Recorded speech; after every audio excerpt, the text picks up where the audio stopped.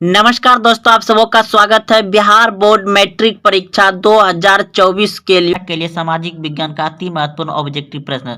दोस्तों, आप इस वीडियो को अंत तक जरूर देखें क्योंकि इसमें सभी वीवीआई प्रश्न है।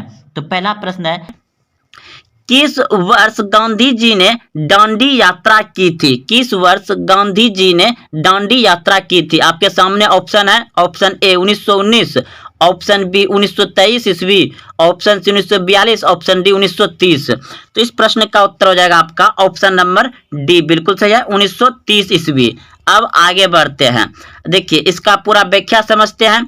राष्ट्रपिता महात्मा गांधी ने अपनी ऐतिहासिक दांडी यात्रा 12 मार्च 1930 को साबरमती आश्रम से प्रारंभ की थी और 6 अप्रैल 1930 को दांडी नामक स्थान पर नमक बनाकर तत्कालीन नमक कानून को भंग कर दिया। दोस्तों, ये अंग्रेजों के द्वारा कोई कानून मतलब होगा और उस कानून को तोड़ने के लिए महात्मा गांधी ने साबरमती आश्रम से दांडी मार्च शुरू किया। और कब क्या था? 12 मार्च 1930 को साबरमती आश्रम से प्रारंभ की और 6 अप्रैल 1930 को वह दांडी नामक स्थान पर पहुंच जाता है और वहां नमक बना करके तत्कालीन नमक कानून को भंग कर देता है। तो आप इसे भी अच्छे से उतार लीजिए, कॉपी में याद रखिएगा उस प्रश्न के साथ। अब अगला प्रश्न है कि हीराकुंड बांध ...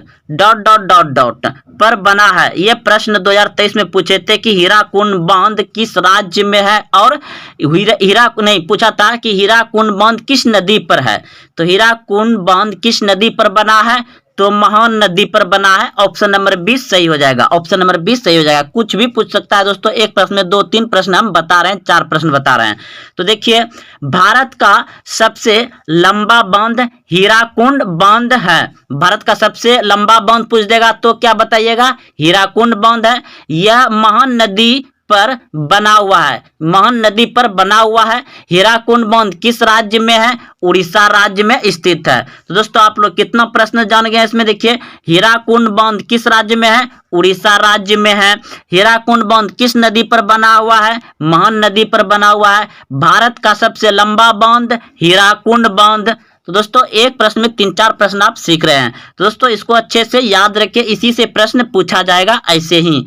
तो अगला प्रश्न आप देख रहे हैं कि निम्नलिखित बांधों में सबसे अधिक लंबा बांध कौन सा है? निम्नलिखित बांधों में सबसे लंबा बांध कौन सा है? तो इनमें से कौन सा लंबा बांध होगा आपका? तो इस प्रश्न का उत्तर तो अभी आप सभी जानबे किए हैं तुरंत कि हीराकुंड बांध होगा। ऑप्शन नंबर सी हो जाएगा। हीराकुंड बांध भारत का सबसे लंबा बांध है। बांध मतलब दोस्तों बनाया गया आदमी के द्वारा। अगला देखिए, अब इसको पूरा व्याख्या समझते हैं। हीराकुंड बांध भारत में सबसे लंबा बांध है। यह महान नदी पर उड़ीसा में स्थित है। भाखड़ा नंगल बांध भारत में सबसे ऊंचा बांध है। देखिए, इसमें क्या सीखने के लिए मिला? भारत का सबसे ऊंचा बांध भाखड़ा नंगल बांध। भाखड़ा नंगल बांध भारत का सबसे ऊंचा बांध। लंबा बांध तो समझ गए आप लोग। हीराकुंड बांध जो महान नदी पर है उड़ीसा में, लंबा बांध है। और ऊंचा बांध भाखड़ा नंगल बांध है। यह सतलज नदी पर बना हुआ है। भाखड़ा नंगल बांध किस नदी पर बना हुआ है? सतलज नदी पर बना हुआ है। याद रखिए, भाखड़ा नंगल बांध किस नदी पर बना हुआ है? सतलज नदी पर बना हुआ है। और किस राज्य में है? पंजाब में है। किस राज्य में है भाखड़ा नंगल बांध? पंजाब में स्थित है। तो आप इसे भी अच्छे से उतार लीजिए। दोस्तों, इनमें से प्रश्न आएगा ही आएगा और बिल्कुल इसी तरह से पूछता है। एक प्रश्न में 3-4 प्रश्न हम बता रहे हैं। आगे बढ़ते हैं, देखिए अगला प्रश्न है, संविधान सभा ने भारत के संविधान को कब स्वीकृति किया था? स्वीकृति किया था। स्वीकृति क्या ना कि स्वीकार किया। स्वीकार किया। संविधान सभा ने भारत के संविधान को कब स्वीकृति किया यानी कि स्वीकार किया? आपके सामने ऑप्शन दिया गया है। तो दोस्तों, इस प्रश्न का उत्तर हो जाएगा आपका ऑप्शन नंबर सी हो जाएगा, 26 नवंबर 1949 को स्वीकृति किया था, लागू नहीं किया था, क्या किया था, स्वीकृति किया था, उसको स्वीकार किया या पारित किया, पारित क्या भी आ जाता है, पारित किया। लागू कब किया, 26 जनवरी 1950 को, ऑप्शन नंबर डी हो जाएगा। लागू पूछता तब, लेकिन यहाँ स्वीकृति या पारित रहता लिखा हुआ, तो आप 26 नवंबर 1949 को लिखिएगा। अब देखिए यहाँ पर लिखा हुआ आ जाएगा आपका पूरा व्याख्या, कंफ्यूजन दूर।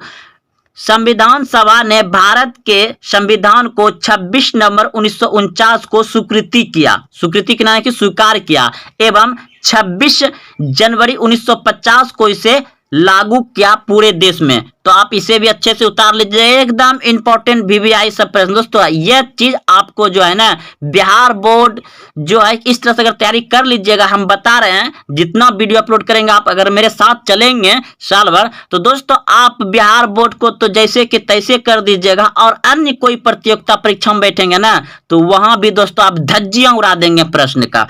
तो चलते हैं दोस्तों, ठोकर खाया हुआ इंसान बता रहा है आपको। दोस्तों ये चीज याद रखिए, भारत में सबसे छोटा प्रदेश कौन सा है, तो भारत में सबसे छोटा प्रदेश यानी कि सबसे छोटा राज्य कौन सा है, भारत का सबसे छोटा राज्य कौन सा है, आप सभी भली भांति समझते हैं और जानते हैं कि गोवा राज्य जो है कि सबसे छोटा राज्य है, गोवा।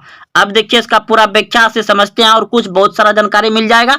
तो भारत में क्षेत्रफल की दृष्टि से सबसे छोटा राज्य गोवा राज्य है, भारत का सबसे क्षेत्रफल की दृष्टि से तो गोवा राज्य, तथा सबसे बड़ा राज्य क्षेत्रफल की दृष्टि से क्या है, राजस्थान। राजस्थान सबसे बड़ा राज्य है भारत का और सबसे छोटा राज्य है गोवा।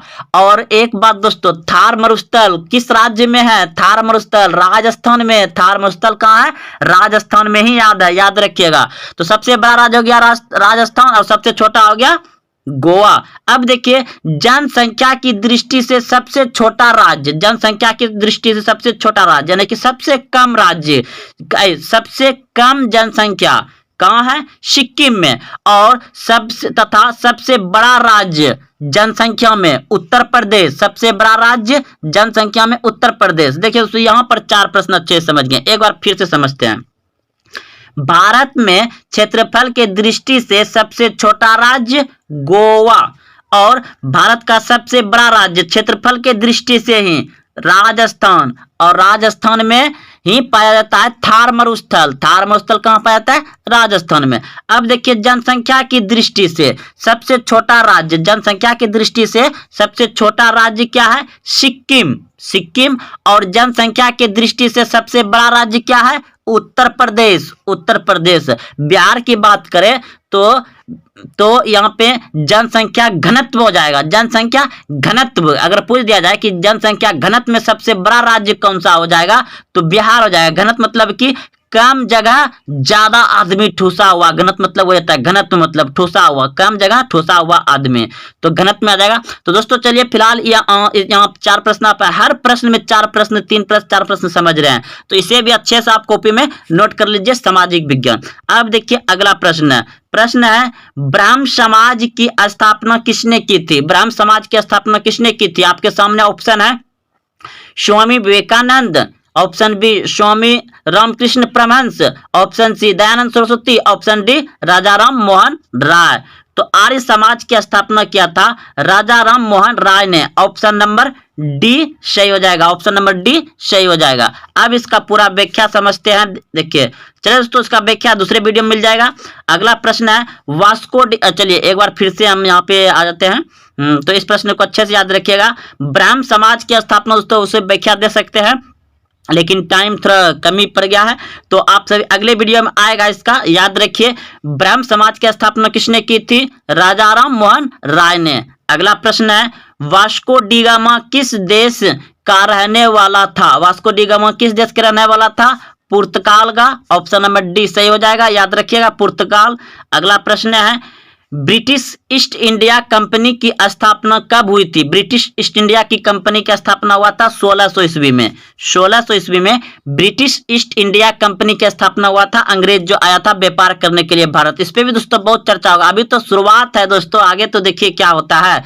तो दोस्तों अगर आप यहाँ तक आए हैं तो अपने दोस्तों में शेयर करें, और हाँ आप हमसे जुड़ना चाहते हैं तो नंबर है मेरा आप जुड़ सकते हैं, बात भी कर सकते हैं। 70 70 90 89 89 इस नंबर पे दोस्तों आप बात कर सकते हैं और जुड़ सकते हैं। और अभी तक वीडियो को लाइक नहीं किए तो लाइक करें दोस्तों, ताकि हम और जुनून में आकर के बहुत अच्छे अच्छे प्रश्न आए और पूरा व्याख्या के साथ प्रश्न को लाएं। तो मिलते हैं फिर दोस्तों कल। जय हिंद, जय भारत।